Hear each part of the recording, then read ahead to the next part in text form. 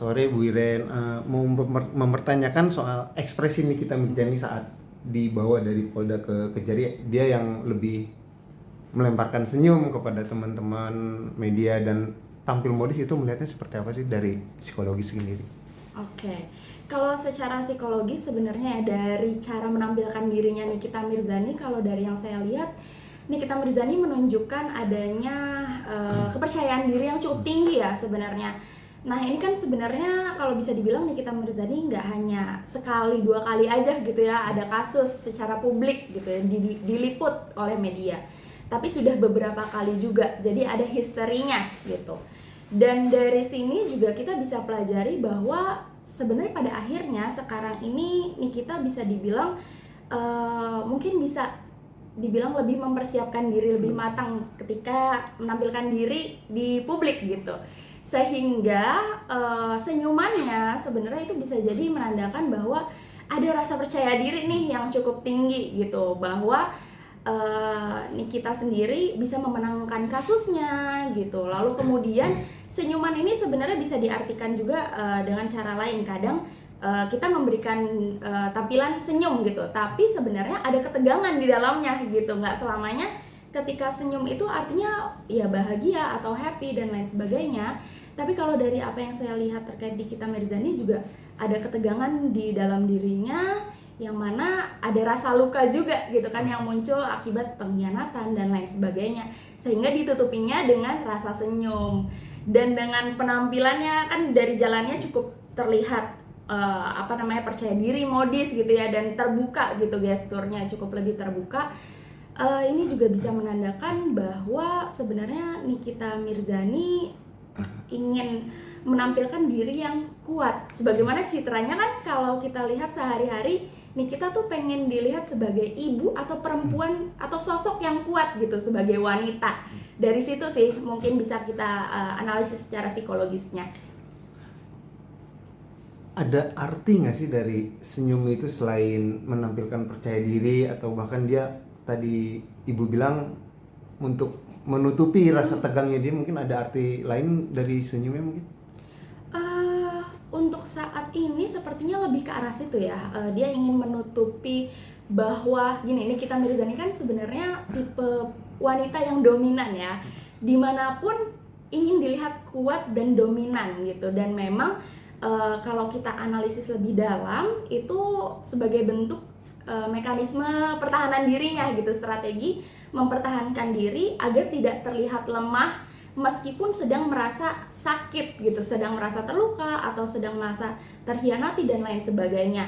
Dari situ, dari Nikita sendiri pengen melihatkan diri yang tangguh, yang memang secara senyuman gitu ya ditampilkan untuk memperlihatkan bahwa aku bisa mengontrol situasinya loh saat ini. Yang mana sebelum-sebelumnya kan sebenarnya ada track record di publik gitu ya, Nikita sering marah gitu, terlihat impulsif atau meledak-ledak seperti itu. Berarti ini sama aja kamuflasenya Nikita Mirzani. Bisa dibilang seperti itu sih. Oke. Nah kan kemarin dalam beberapa kasus yang kemarin ada kemungkinan nggak sih akhirnya dia meledak-meledak lagi di ruang publik, terutama di ruang sidang? Kalau kita bicara soal kemungkinan dan kita balik lagi ngelihat soal karakter kepribadiannya Nikita, memang kan dari riwayatnya pun Nikita bisa dilihat sebagai orang yang emosional dan impulsif gitu. Ketika Nikita merasa tersakiti atau merasa ada perlakuan yang tidak adil terhadap dirinya, pasti dia akan menunjukkan perlawanan gitu.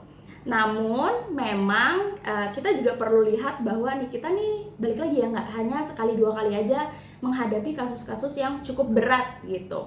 Jadi artinya kalau saya lihat dari kasus yang sekarang ya, justru sudah lebih banyak hal yang dipelajari dalam self controlnya gitu, dalam mengontrol penampilannya, mengontrol emosinya di ruang publik gitu. Jadi dari Nikita sendiri kalau saya lihat kemungkinannya tetap akan ada untuk bisa emosionalnya muncul meledak-ledak dan lain sebagainya.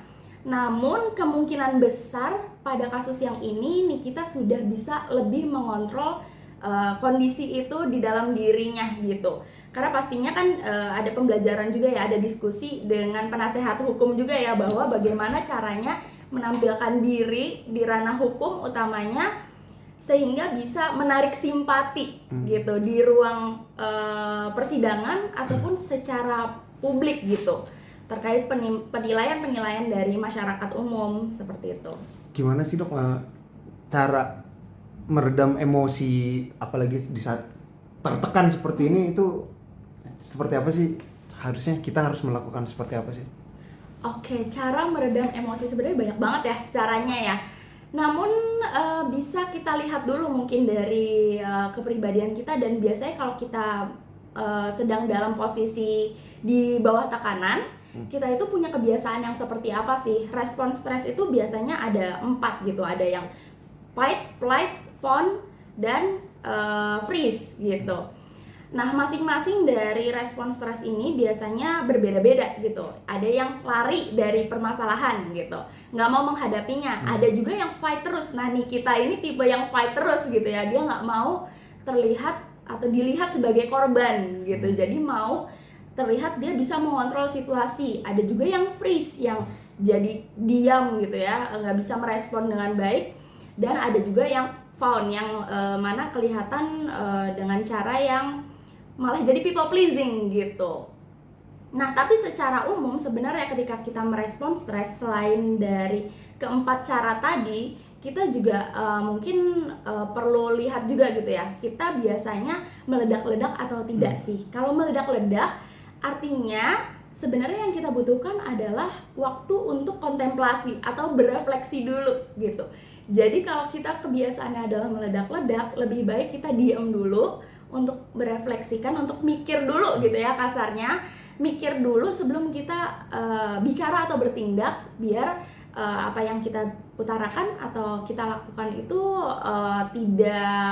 dampaknya tidak buruk bagi diri kita sendiri ataupun orang lain di sekitar kita gitu. Tapi di sisi lain juga kalau seumpamanya kita merespon stres dengan cara yang lebih ke menarik diri dan lain sebagainya, kita juga perlu belajar sih untuk lebih asertif lagi untuk mengutarakan sebenarnya permasalahannya tuh apa dan bagaimana permasalahan dari situasi itu membuat kita merasa gitu, biar lebih baik lagi ke depannya.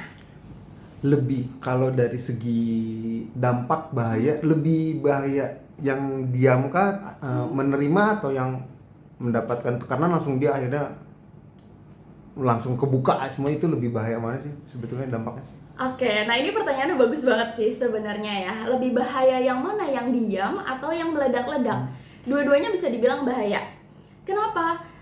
Ketika kita meledak-ledak, bahayanya adalah kita memberikan dampak yang instan sebenarnya bagi diri kita sendiri dan lingkungan gitu. Tapi ketika kita diam, dampaknya nanti jangka panjang di kedepannya, baru delay gitu lah ya, bukan jangka panjang, delay di kedepannya orang lain mungkin bisa jadi gitu ya, nggak selamanya, tapi bisa jadi melihat kita sebagai orang yang bisa dimanipulasi, dimanfaatkan dan lain sebagainya, yang akhirnya di diri kita sendiri jadi nambah stres lagi, nambah tertekan lagi, dan amit-amit malah jadi tertekan sampai ke kecemasan atau depresi gitu. Jadi dampaknya lebih ke, bisa dibilang ada yang lebih instan dan ada yang lebih ke delay seperti itu. Berarti orang terdekat lebih penting untuk saat kita menghadapi situasi seperti ini. Support system gitu ya, maksudnya ya. Betul. Support system itu menjadi penting sih, agar biasanya kita mendapatkan penguatan gitu ya dari lingkungan-lingkungan sekitar, biar kita bisa menghadapi suatu permasalahan dengan lebih baik lagi.